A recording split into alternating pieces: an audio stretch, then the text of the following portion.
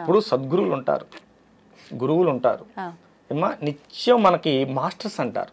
సిద్ధ గురువుల సంచారం జరుగుతూనే ఉంటుంది. ఇక్కడ నేను మాట్లాడుతున్నాను, ఇక్కడ నా గురుదేవులు నా పక్కనే ఉండొచ్చు. నాకు 2 గురువులు. నా గురుదేవుడు యోగి పూర్ణచంద్ర మహారాజు వారు మొదటి గురువు. ఈ శిలను శిల్పంగా చెక్కింది ఆయన గారే. ఈ శిలను శిల్పంగా చెక్కి ఒక దారిలో పెట్టింది ఆయన గారే. 2018లో మా గురుదేవులు లలిత అమ్మవారిలో ఐక్యమయ్యారు. మా గురుదేవులు లలితా ఉపాసకులు, గొప్ప లలితా ఉపాసకులు. అస్సలు బయట ప్రపంచంలోకి ఎప్పుడూ వచ్చేవాడు కాదు, అసలు ఎవరికి తెలియదు. 108 ప్రతిష్టలు చేశారు ఒకే చోట, ఒకే ప్రాంగణంలో 108 దేవతామూర్తులను ప్రతిష్ఠ చేశారు. ఏ దేవతలు? అందరూ మన ధర్మం యాక్సెప్ట్ ఒక సాయిబాబా అని తప్ప. ఏ సాయిబాబా దేవుడు కాదు, గురువు దేవుడు కాదు, గురువు ఏమ్మా దేవుడు కాదు. మళ్ళీ చెప్పానా, సాయిబాబా గురువు. కానీ సాయిబాబా దేవుడు అని నమ్మే భక్తులకు నమ్మినంత అవుతోంది కదా అమ్మా. నామస్మరణ గురువుని నమ్ముకుంటే దేవుని నమ్ముకున్నట్టే. కాకపోతే గురువుని దేవుని చేయకూడదు. దేవుడు దేవుడే. మనకు చాలా మంది దేవుళ్ళు ఉన్నారు, మనకు చాలా మంది గురువులు ఉన్నారు. రామకృష్ణ పరమహంస, త్రైలింగ స్వామి, లాహిరి మహాశయ ఏమా, ఇప్పుడు సివిఆర్ రావు గారు. ఇప్పుడు ఎంతమంది గురువులు ఉన్నారు మనకి? సిద్ధయోగులు, పూర్ణులు, యోగులు, మహర్షులు ఎంతమంది ఉన్నారు? ఇప్పటికీ హిమాలయాల్లో మన యోగులు సంచరిస్తూనే ఉన్నారు. ఇప్పుడు ఏమైందంటే సినిమా ప్రపంచం, ఎవరిని చూపిస్తే వాళ్ళే దేవుడు. మీరు నన్ను పట్టుకురా అలా ఎక్కడ ఉన్నాను అట్లా. కనుక ఇది కాదు, మనం వాస్తవగతిలో జీవిద్దాం, వాస్తవంగా మాట్లాడుకుందాం. ఏ తల్లి, అది విషయం. ఇప్పుడు గురువులు అన్నారు కదా, గురువులు, ఋషులు, యోగులు, సిద్ధ యోగులు అన్నారు, గురువులు, జగద్గురువులు అన్నారు. ఏంటండి వీళ్ళందరి మధ్య వ్యత్యాసం ఏంటి? అసలు ఎవరు ఏ రకంగా సమాజానికి ఉపయోగపడతారు? పుస్తకాల్లో చూసి పాఠాలు చెప్పేవాడు ఉపాధ్యాయుడు, వాచక గురువు.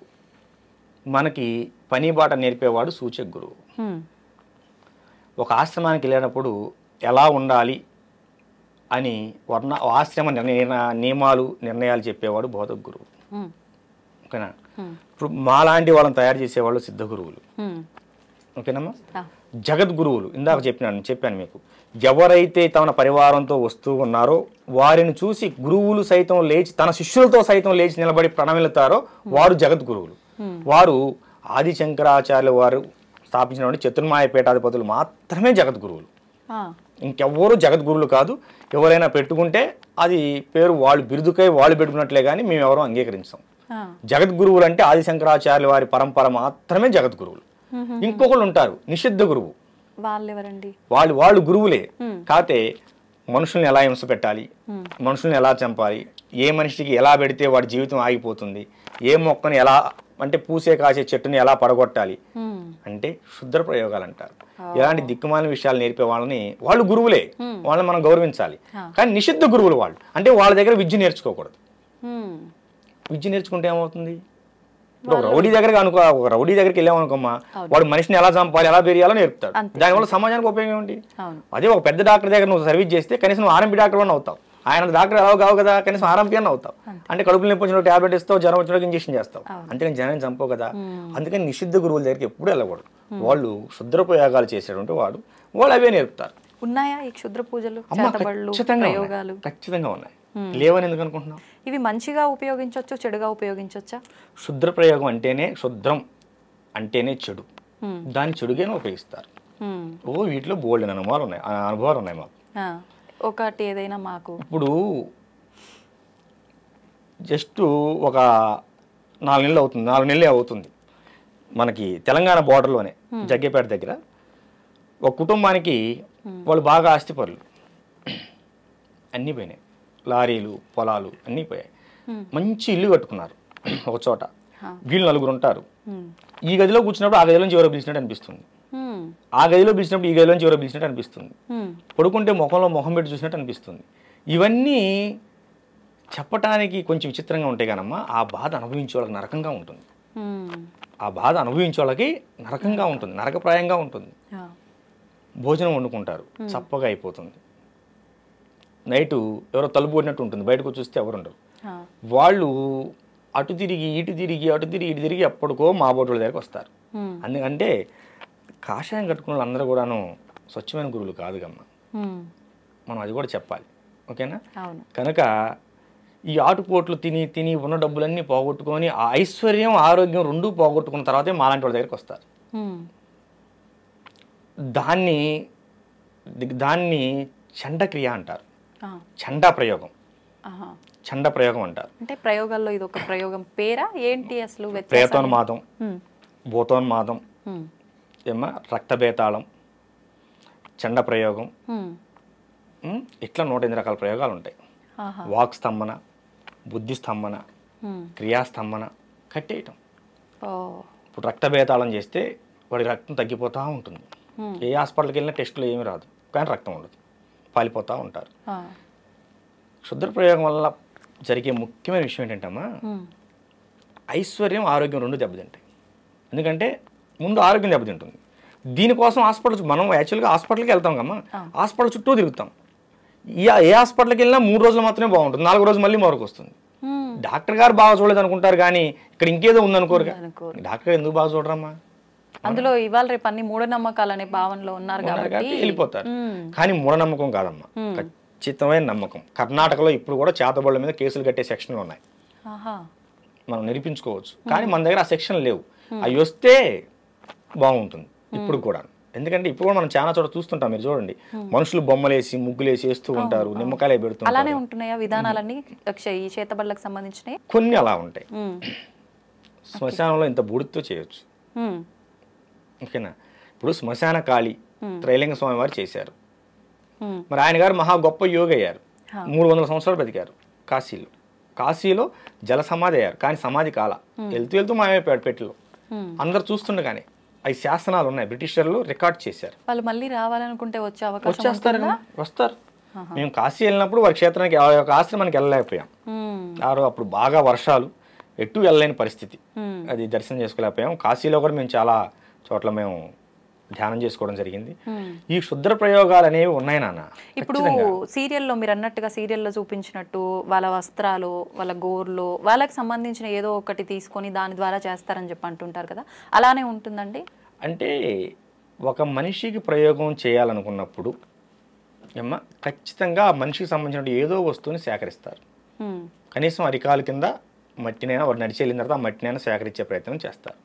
ఇవేమీ స్వీకరించకుండా కూడా ప్రయోగం చేయగల సమర్థులు ఉన్నారు, దుర్మార్గులు ఉన్నారు. ఇవి సేకరించి చేసేవాళ్ళు కూడా ఉన్నారు. కానీ ఖచ్చితంగా వస్త్రం అనే మన వస్తువు ఏదైనా కావచ్చు, మీరు అన్నట్టు గోర్లు కావచ్చు, జుట్టు కావచ్చు, ఏదైనా కావచ్చు, వారికి లభిస్తే 100కి 100 పాలు సక్సెస్ఫుల్గా చేయగలుగుతారు. కనుక కొంచెం మనం ఇవి ఉన్నాయి నాన్న, ఖచ్చితంగా క్షుద్ర ప్రయోగాలు ఉన్నాయి, 100కి 100% ఉన్నాయి. మీరు నమ్మినా నమ్మకపోయినా ఇది వాస్తవం. ఇప్పుడు ఎవరిపైనో ప్రయోగం జరిగింది అంటే వాళ్ళు నానా రకాలుగా ఇబ్బంది పడతారు, ఆఖరికి ప్రాణాలు కూడా కోల్పోతారు. చేసిన వాళ్ళకి ఏంటి ఉపయోగం అసలు దీనివల్ల? మానసిక ఉన్మాదులు అమ్మ వాళ్ళు. ఒక పిచ్చి కుక్క ఉన్నది, అది రోడ్డును పరిగెడుతూ మనిషిని కరుస్తుంది, గేదెను కరుస్తుంది, ఆ లైన్లో వెళ్తుంటే మేకను కరుస్తుంది, తన జాతిది అయినా సరే కుక్కను కూడా కరుస్తుంది. ఎందువల్ల అది? అప్పుడు వరకు మన ఇంట్లో పెంచుకున్న కుక్కే అది, మనం భోజనం పెట్టాం, దానికి ఉన్మాదం వచ్చింది, పిచ్చని ఉన్మాదం. ఈ క్షుద్ర పూజను శుద్ర ఉపాసన చేసే వాళ్ళకు కూడాను వాళ్ళు ఉన్మాదులమ్మ.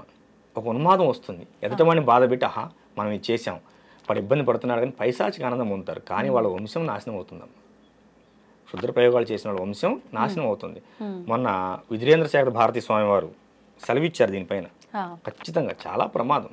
కాకపోతే ఏమిటంటే వాళ్ళు చేసే ప్రయోగాలకి కొత్తగా దాన్ని ఎలా మనం రెమెడీ చేయాలనేది మేము మళ్ళీ తయారు కావాల్సి వస్తుంది. అంత ఇబ్బందికరమైన కొన్ని ప్రయోగాలు వస్తున్నాయి. ఇప్పుడు ఇలాంటి ప్రయోగాలు చేసిన వారు దాని నుంచి బయటపడి పూర్తి నార్మల్గా ఉండే ఆ జీవితాన్ని మళ్ళీ గడపొచ్చు అంటారా? కొన్ని వందల మందికి చేసాము ఈ 15 సంవత్సరాలు. మీరు ఎప్పుడైనా మన కుటీరానికి వస్తే చాలా మందిని చూసుకోవచ్చు. కొన్ని వందల, మనం చెప్పాను కదా జగ్గేపేట దగ్గరని, వాళ్ళు నిన్న కూడా మన ఆశ్రమానికి వచ్చి వెళ్ళారు. ఏమో ప్రశాంతంగా ఉన్నారు. ఖచ్చితంగా ఉంటుంది. మనకి ఈ చండా ప్రయోగం అంటే అమ్మ పంది రక్తంతో చేస్తారు, తీసుకొచ్చి పంది రక్తం చల్లుతారు. అర్థమైందా? ఇవి ప్రయోగం ఏంటో కూడా తెలుసుకోవాలి. డాక్టర్ అనేవాడు వైద్యం చేయాలంటే రోగం పలానా తెలుసుకుంటేనే వైద్యం చేయగలుగుతాడు. ఈ ప్రయోగం ఏంటో కూడా తెలుసుకోకుండా గుడ్డిగా వీటి మీద వ్యతిరేకంగా చేసి బాగు చేద్దామనే ప్రయత్నంలో చిన్న చిత్తగా వాళ్ళు చాలా మంది ప్రాణాలు కోల్పోయే వాళ్ళు కూడా ఉంటారు. మేము గొప్ప అని చూపించుకోవాలని ఆలోచనతో చేస్తూ ఉంటారు నాన్న. దానివల్ల ప్రాణాలు కూడా కోల్పోతూ ఉంటారు. అవతల ప్రయోగం చేసిన వాడు గట్టివాడైతే వీళ్ళు ప్రాణాలు కూడా కోల్పోతారు. కనుక కాకపోతే ఒకటి నాన్న, ప్రయోగాలు ఎలా ఉన్నాయో జనంలో భయం కూడా అలాగే ఉంది. అవును. మనకు వచ్చే వాళ్ళలో ఒక 10 మంది వచ్చారనుకమ్మా, 2కో 3కో నిజమైన ప్రయోగం ఉంటుంది, మిగతా వాళ్ళు భయంతో వస్తారు. ఇప్పుడు ఒక పెద్ద ఆవిడ ఉన్నది, ఆవిడకి తరచూ నడుము నొప్పులు వస్తున్నాయి, 4 సార్లు హాస్పిటల్కి వెళ్ళిన దగ్గర ఏ కాల్షియం లోపమో ఏదో ఉంటుంది, లేకపోతే సయాటికాలు వస్తూనే ఉంటాయి. పక్కింటి ఎవరో వచ్చి పక్కన మన వాళ్ళకి అలాగే నడుము నొప్పి వచ్చింది, వాళ్ళకి ప్రయోగం అంట అని చెబుతారు. ఇంకోళ్ళు వచ్చి ఇంకోళ్ళు చెప్తారు. సో వీళ్ళు ఏమవుతారంటే అమ్మ ముందు మానసికంగా ఇబ్బందికి లోనవుతారు, మెంటల్గా దాని స్ట్రెస్లోకి వెళ్ళిపోతారు. నాకు కూడా చేశారేమో ఇట్లా మానసిక సమస్యలతో ఇలా బాధపడే వాళ్ళకి ఇది లేదు అని చెప్పినా కూడా నమ్మరమ్మ. నమ్మకపోగా మరో చోటకి వెళ్ళి డబ్బులు ఆగం చేసుకుంటారు. కనుక సరే ఇవి కొంచెం ఆ లక్షణాలేనమ్మా, ఇంతటితో పోతుందిలే అని చిన్న చండీ హోమం చేసి లఘు చండీ హోమం చేసి బొట్టు పెడతాం. ఇక అంతటితో ముందు మనిషికి భయం పోతుంది, భయం పోతే జబ్బు పోతుంది. ఈ కొన్ని రోజుల తర్వాత మళ్ళీ గురువు గారు మాకు నడుము నొప్పులు వస్తున్నాయని చెప్పి వస్తారు. అమ్మ ఏం లేదమ్మా, అప్పుడు దాని తాలూకు గాయమైంది, ఒకసారి హాస్పిటల్లో చూపించుకోమని చెప్తాం. అంతే. చుట్టూ ఉన్నటువంటి వాతావరణం కూడా చాలా మందిని మాకు చేతబడులు చేశారేమో అనే భావనలోకి నెట్టేస్తుంది. ఇది చాలా మందికి ఏటీఎం అయిపోయింది, వాళ్ళ భయాలు వీళ్ళకి ఏటీఎంలు అయిపోయినాయి. అంతేగానమ్మా నిజం ఉంది కానీ అంతా నిజం కాదు. కనుక అన్ని తెలుసుకొని ముందుకెళ్ళాలి. అది తల్లి. ఇప్పుడు ఈ చేతబడులు ప్రయోగాలు విషయంలో ఒక క్లారిటీ వచ్చింది మాకు. మరి ఆత్మలు దయ్యాలు కూడా ఉన్నాయని చెప్పి పట్టి పీడిస్తున్నాయని చెప్పి ఈ సినిమాల్లో సీరియల్లో చూసిన తర్వాత ఏమైపోయిందంటే జనాలకి ఎవరిపైన కోపం ఈ శత్రుత్వం ఉంటే వాళ్ళు చనిపోయి పట్టి పీడిస్తున్నారని చెప్పి ఇలా రకరకాలుగా మాట్లాడుకుంటూ ఉంటారు. నిజంగా ఇవి ఆత్మలు దయ్యాలు ఉన్నాయంటారా? ఆత్మలు దయ్యాలు భూతాలు ఉన్నాయి. దెయ్యాలు ఇంట్లో దూపమే కానీ పారిపోతాయి, అవి మనిషిని ఏం చేయవు. భూతాలు ఏదన్నా అమ్మవారి గుడిలోకో హనుమాన్ టెంపుల్లోకో ఆంజనేయ స్వామి గుడికి వెళ్ళి ఆ బొట్టు సింధూరం కానీ బొట్టు కానీ తీసుకొచ్చి బొట్టు పెట్టి ఒక నిమ్మకాయ దేవుడు చేస్తే ఇంట్లో అమ్మో పెద్దవాళ్ళు ఎవరో ఉంటారు వాళ్ళు దేవుడు చేస్తే పోతాయి. ప్రేతాలు మనిషిని ఇబ్బంది పెడతాయి. ఇప్పుడు ఈ ఆత్మలు దయ్యాలు ప్రేతాలు డిఫరెన్స్ ఏంటండి? ప్రేతాలు అనేవి అన్ఎక్స్పెక్టెడ్గా మరణం పోలేనటువంటి ఆత్మలు, ఇంకా బతకాల్సిన సమయం ఉండి ఓకేనా ఏదైనా బలమైన కారణం వల్ల చనిపోతారు. వీళ్ళకి బ్రతకాలని మనసులో లాగుతుంటుంది కానీ ఆ కారణం వీళ్ళని చంపేస్తుంది. సో ఆ బలమైన కారణం వల్ల వీళ్ళు బలవంతంగా మరణం పొందేటప్పుడు వీళ్ళు భయపడతారు. అయ్యో దానివల్ల నేను చచ్చిపోవాల్సి వస్తుంది, నాకు ఇంకా నాకు బ్రతకాలని అనే భావన ఉంటుంది కానీ చనిపోతారు. ఈ భావనలో ఏం చేస్తారంటే ఈ ఆత్మ అనేది బయటికి పోకుండా మరొక జీవి మీద చేరి ఇది బ్రతకాలనుకుంటుంది. ఇది బ్రతకాలనే క్రమంలో ఏం చేస్తారంటే దాంట్లో ఉన్న ఆత్మ లాగేసి నేను జరబడాలనే భావనకు వెళ్తుంది. ఆత్మ అనేది పోతే ఆ శరీరం కూడా పడిపోతుంది కదా. కానీ ఆ విషయం ఈ ఆత్మకు తెలియదు కదా, ఈ ప్రేతాత్మకి. దీనివల్ల ఏమవుతుందంటే ముఖం పాలిపోవటం, పిచ్చి పిచ్చి కలర్ రావటం, ఎప్పుడు ఒళ్ళు నొప్పులు చేయటం, ఇచ్చే లక్షణాలు ఉంటాయి. ఊరుకోని జ్వరాలు రావటం, ఇలాంటి లక్షణాలు ఉంటాయి. కానీ దాన్ని చాలా గట్టిగా పూజ చేయాలి, అంత తేలిగ్గా పోవు. ఇది హనుమాన్ తంత్రం కానీ కాళీ తంత్రం కానీ పూజ చేయాలి. ఈ కాళీ తంత్రం అనేది కాళీ ఉపాసకుల దగ్గరికి వెళ్తే ఇలాంటివి చాలా సింపుల్గా వెళ్ళిపోతాయి. కాళీ తంత్రం అనేది చాలా గట్టిది కనుక ఉన్న దశమహా విద్యల్లో అతి గొప్ప విద్య మొదటి విద్య కాళీ తంత్రం. ఈ కాళీలో కూడా రకాలు ఉంటాయి, దక్షిణ కాళీ, భద్రకాళి, శ్మశాన కాళీ, చండీ కాళీ, ఇలా రకాలు ఉంటాయి, 8 రకాలు ఉంటాయి. వీటిలో దక్షిణ కాళీ చేసిన వారు రామకృష్ణ పరమహంస. రామకృష్ణ పరమహంస దక్షిణ కాళీ దర్శనం పొందారు. శ్మశాన కాళీ చేసిన వారు త్రైలింగ స్వామి వారు. త్రైలింగ స్వామి వారి తల్లి చనిపోయిన తర్వాత ఆయన శ్మశానంలో ఖననం చేసిన తర్వాత తల్లిని ఎక్కడైతే ఖననం చేశారో అక్కడే 10 సంవత్సరాల పాటు సాధన చేశాడు. 10 సంవత్సరాల అక్కడ నుంచి మన రాజమండ్రి అయినా మా ఆయనగారిది.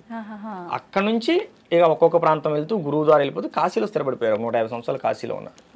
300 సంవత్సరాలు బ్రతికారని బ్రిటిష్ వారు గెజిటెడ్ నోట్ చేశారు. కాళీ సాధకులు. కాళీ అనేది చాలా శక్తివంతమైన సాధన, కాదు అమ్మవారు రూపం చూడడానికి భయంగా ఉంటుంది. కనిపిస్తారా సాధన చేసే వాళ్ళకి అమ్మవారు దర్శనం అవుతారా? వినిపిస్తారు కూడా. వినిపిస్తారు. ఎలాంటి ప్రశ్నలు అడుగుతారని ఇలాంటి వాటికి రాను నేను, ఎందుకంటే ఇది చాలా నిగూఢమైన అంశం. శాస్త్రం ఏం చెప్పిందంటే అమ్మ, సృష్టికారమైనటువంటి సంసారం, భార్యాభర్తల సంసారం కనుక 4 గోళ్ల మధ్య ఎంత గుట్టుగా సాగాలో అంతకి 100 రెట్లు గుట్టుగా ఒక సాధకుడి యొక్క సాధన సాగాలి అని చెప్పారు. ఇప్పుడు ఏం చేశారు, చిన్న పెద్ద అనే తేడా లేకుండా అందరు దాన్ని బయట వేసే ప్రయత్నం చేస్తున్నారు. ఇది చేయండి వశీకరణ అయిపోతారు, లవంగాయలు కట్టుకోండి డబ్బులు వస్తాయి, అందరు లవంగాయలు కట్టుకుంటాంగా. అవునమ్మా, మీరు కూడా ఎన్ని చేయటం ఎందుకు? స్టూడియోలో కాసిన లవంగాయలు 4 కుప్పలు పోసుకున్న అందరికి వస్తాయిగా. అది కాదు నాన్న, సాధన ఖచ్చితంగా సాధన చెయ్యాలి. దాన్ని ఖచ్చితంగా గురువు పర్యవేక్షణలో చేయాలి. హ్మ్. ఎందుకు గురువు పర్యవేక్షణలో చేయాలంటే ఇప్పుడు ఎంబీబీఎస్ అయిన డాక్టర్ని కూడా మరో డాక్టర్ దగ్గర ట్రైనింగ్ పంపిస్తారు. అవును. ఎందుకని? నువ్వు పుస్తకాల్లో చదివింది వేరు, వాస్తవంలో చేసేది వేరు. అంతే. ఎక్కడైనా సరే అమ్మా గురువు ఏది చెప్పాడో అది చేయాలి. ఈ విషయం జాగ్రత్తగా వినండి. గురువు ఏది చెప్పాడో అది చేయాలి సాధకుడు, శిష్యుడు అనేవాడు. ఇప్పుడు కానీ ఒక్క విషయం నాన్న, కానీ గురువు ఏం చేస్తున్నాడో నువ్వు అది చేయకూడదు.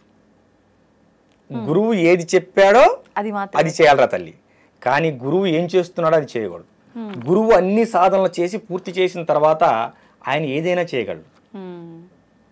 గురువు గారు అది చేశారు నేను చేస్తాను చేయకూడదు. గురువు ఏం చెప్పాడో అది చేయాలి. నా గురువు నాకు సగం వరకు నన్ను యోగి పూర్ణచంద్ర మహారాజు గారు నడిపించి లింగైక అమ్మవారి లలితాదేవిలో ఐక్యమైపోయారు. 2 సంవత్సరాలు బాధపడ్డాను. నాకెట్లా ఏంటిది ఏంటిది ఏంటిది అమ్మవారిని విపరీతమైన సాధన చేశాను, ఖాళీ సాధన. మరి నా గురువు నాకు నేర్పేలాడు కదా, అన్ని అసంపూర్ణంగా ఉండిపోయాయి. నా జీవితం ఎట్లా, నా జీవితం ఎట్లా అంటే ఒక చోట వేద సదస్సు జరుగుతుంది. వేద సదస్సుకు నన్ను కూడా ఆహ్వానించారు. హిమాలయ బాబా ఆయన గారు కూడా హిమాలయాల నుంచి వచ్చారు. అక్కడ సిద్ధయోగి గారు వచ్చారు. సిద్ధయోగి గారు వచ్చినప్పుడు అక్కడ నేను స్పీచ్ ఇచ్చాను. ఇట్లాగే స్పీచ్ ఇచ్చి పక్కన కూర్చుంటే, నువ్వు బాధపడకు, గురువు లేడని నువ్వు బాధపడకు, రా అని చెప్పి నన్ను చేయబట్టి గదిలో తీసుకెళ్ళి, మా బాబు కూడా ఉన్నాడు అక్కడ, లోపల తీసుకెళ్ళి భోజనం పెట్టారు. మొట్టమొదటిసారి నాకు భోజనం పెట్టి గురువు గారు నన్ను శిష్యుడిగా అంగీకరిస్తారా అని అడిగాను. చూద్దాం, అలా అడగకూడదు అన్నారు. తర్వాత ఎన్నో పరీక్షలకు నెగ్గి ఆ పరీక్షల్లో నెగ్గిన తర్వాత ఈ ఖాళీ సాధనని గురువు గారు నాతో పూర్తి చేయించారు. ఎటువంటి పరీక్షలు మేము తెలుసుకోవచ్చా? అవి చెప్పిన అర్థమయ్యాయి కావు. ఓకేనా? ఒక గురువు శిష్యుడికి ఏ విధంగా పరీక్షలు పెడతారనేది ఆ క్షణంలో ఆ టైంలో ఏదైనా పెట్టవచ్చు. అంతే. దారిని వెళ్తూ మనం వదిలిపెట్టి వెళ్ళిపోవచ్చు. గురువు వచ్చిన దాకా నిలబడాలి మనం. లేదా గురువు గారు నేను పలానా ఉన్నారు రమ్మంటే అప్పుడు వెళ్ళాలి. ఇలాంటివి చాలా ఉంటాయి. అన్ని సాధన కూడా చాలా కఠినంగా ఉంటుంది. ఖాళీ సాధన అంటే శ్మశానాల్లో చేస్తారు, రోడ్లెంబడి చేస్తారు, బట్టలు లేకుండా చేస్తారు. ఇలాంటివన్నీ ఉన్మాద ప్రవృత్తులు. నేను నాకు దేవస్థానంలో చేశాను. మన అఖిలాండేశ్వర అమ్మవారి దేవస్థానం. మా గురుదేవులు యోగి పూర్ణచంద్ర మహారాజు గారు వారి స్వహస్తాలతో శుద్ధమైన తాంత్రిక విధానంలో, వేదోక్తంగా కాదమ్మ, శుద్ధమైన తాంత్రిక విధానంలో అమ్మవారిని సర్వజ్ఞ పీఠం నాకు పీఠాన్ని ప్రకటించి నన్ను పీఠాధిపతిగా ప్రకటించి 2016 అక్టోబర్ 2వ తేదీన దసరా నవరాత్రుల మహోత్సవాల్లో తెల్లవారుజామున బ్రహ్మముహూర్తంలో ప్రతిష్ఠించారు. నేను నా గుడిలోనే నేను ఖాళీ సాధన మొత్తం పూర్తి చేశాను. ఎన్ని సంవత్సరాలు పట్టింది మీకు సాధన కంప్లీట్ అవ్వడానికి? 2007 22. మరి నాకు సిద్ధయోగులు గారు వచ్చిన తర్వాత కదా పూర్తి అయిపోయింది. 2007 నుంచి మొదలు పెడితేను 2022కి పూర్తయింది. లెక్కేసుకోండి, 13 సంవత్సరాలు పట్టింది. 15 సంవత్సరాలు పట్టింది. ఇప్పుడు ఎలా ఉన్నారు సాధకులు? ఇవాళ మంత్రం ఇచ్చారు గురువు గారు, మనకి ఎప్పుడు ఫలితం వస్తుంది? మనం నెల చేసామే, లేదు నాన్న, నెల 2 నెలలు. అసలు మనకు ఒక దేవతా మంత్రం మనకు అర్థం కావాలంటే అమ్మ, నువ్వు ఆగకుండా రోజుకు 3 గంటల చొప్పున 180 రోజులు సాధన చేయాలి, జపం చేయాలి. అప్పుడు నీకు ఆసనం అంటే ఎలా కూర్చోవాలో అర్థమవుతుంది. అర్థమైందా? కూర్చునే విధానం కూడా ముఖ్యమా? చాలా ముఖ్యం నాన్న. అంటే అది కంప్లీట్ మీరు ఉపాసన పరులుగా ఉన్న వాళ్ళక, మాలాంటి సామాన్యులకు కూడానా? ఎవరైనా ఒక మంత్ర సాధన చేయాలంటే ఆసన శుద్ధి కావాలి, ఆత్మశుద్ధి కావాలి, శరీర శుద్ధి కావాలి. గురువు శరీర శుద్ధి చేసి నీకు మంత్రాన్ని ఇస్తాడు. ఈ మంత్ర సాధనలో ఇన్నాళ్ళు దీన్ని చెయ్యి అంటాడు, చేయాలి. చేస్తే అప్పుడు మనం ఆత్మశుద్ధి శరీర శుద్ధి సాధించుకున్నాం అనే విషయం మనకు ఎలా తెలుస్తుందంటే, అక్కడి నుంచి ఇంకో మెట్టు ఎక్కిస్తారు గురువు సాధనలో. లేదు నానా, మా గురుదేవులు నన్ను బంగారం అంటాడు. లేదు బంగారం, ఇంకా చేయాలి అంటే చేయటమే. అంటే మనం ఎక్కడో పొరపాటు చేసాము. వారాహి సాధన 40 రోజులు ఇచ్చారు దీక్ష, నాకు 6 నెలలు చేయించారు. ఇంకా అవ్వలేదు దీక్షలో, వారాహి దీక్షలోనే ఉన్నాను నేను. అవునా? రేపు పౌర్ణానికి అవుతుంది. పౌర్ణానికి పూర్ణం అవుతుంది అన్నారు నిన్నే గురుదేవులు. 40 రోజులు దీక్ష, మండల దీక్ష కాలం అని వారాహి దీక్ష ఇచ్చి 6 నెలలు చేయించారు. ఎందుకని? మీరు లోపం చేస్తున్నారా లేదంటే ఏంటి? ఎందుకని అనే ప్రశ్న గురువును అడగకూడదు. అడిగిన రోజు నువ్వు శిష్యుడిగా పనికిరావు. ఒకవేళ మీకేమైనా అర్థమైందా ఎందుకు ఇలా జరుగుతోంది అని గురువు గారిని ప్రశ్నించకపోయినా? అంటే వారాహి దీక్ష అనేది శక్తి దీక్ష. అంటే మనకు బాడీ గార్డ్. నాకు భవిష్యత్తులో ఆమె అవసరం ఎక్కువగా ఉన్నదేమో. ఇప్పుడు ఈ ఆధ్యాత్మిక ప్రపంచంలో లౌకిక ప్రపంచంలో శత్రువులు కనిపిస్తారు నాన్న, ఆధ్యాత్మిక ప్రపంచంలో శత్రువులు కనిపించరు. కనుక ఆధ్యాత్మిక ప్రపంచంలో నాకు భవిష్యత్తులో ఏమైనా శత్రు బాధలు ఉంటాయేమో శత్రువు వలన, కనుక అది నా వరకు చేరకూడదంటే ఏమని చేయవలసి ఉంటుందేమో. నాకు అసలు ఆలోచన కూడా లేదు. గురుగారి వారాహి నవరాత్రులప్పుడు గురుగారి ఫోన్ చేశారు, నాన్న నీ వారాహి దీక్ష ఇస్తున్నా మొదలుపెట్టాం. 41 రోజులు అయిపోయింది గురుదేవా అని ఫోన్ చేశాను. మెసేజ్ పెట్టమే, వాళ్ళు స్పందిస్తే మనం తిరిగి ఫోన్ చేయాలి, అంతేగాని ఫోన్ చేయకూడదు.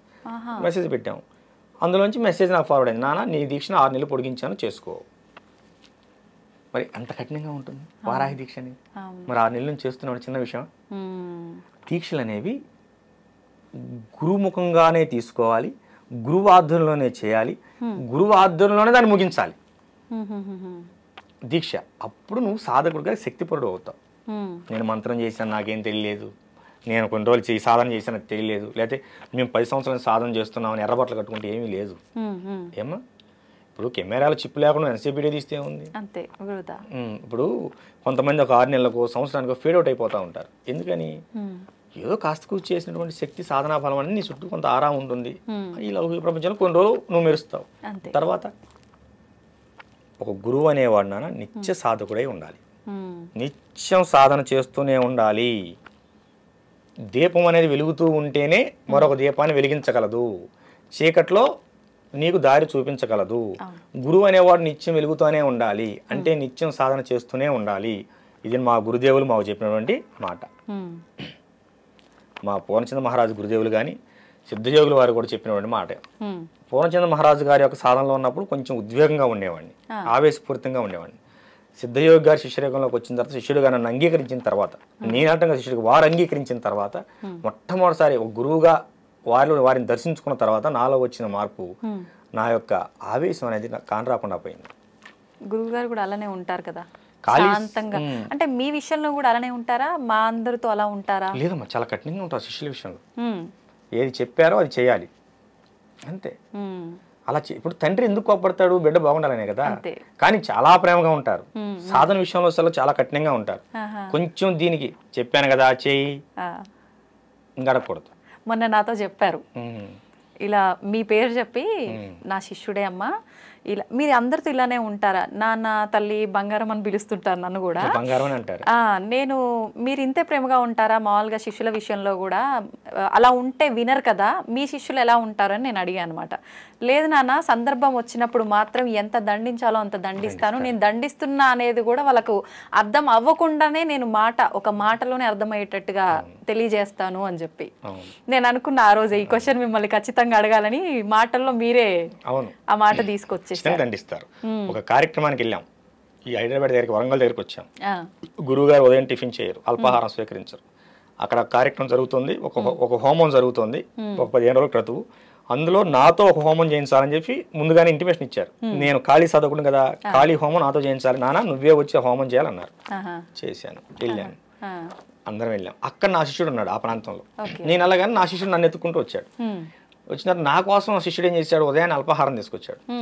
ఇక్కడ ఈ గురువుగారు ఏం చేశారు, గురువుగారు నా కోసం టిఫిన్ చేయించారు. ఆ రోజు ఎప్పుడు లేని ఆ రోజు ఆశ్రమంలో టిఫిన్ చేయించారు భక్తులందరికీ.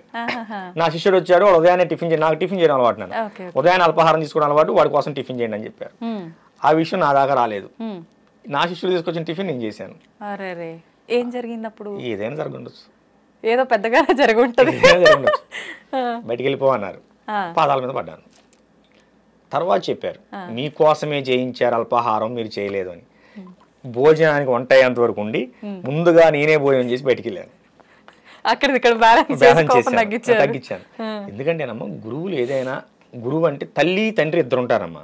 గురువులో తల్లి ఉంటుంది, తండ్రి ఉంటాడు, ప్రేమ ఉంటుంది, మనకి కోపం కాదు, అది క్రమశిక్షణ ఉంటుంది, ఒక మంచి మార్గంలో తీసుకెళ్ళడానికి.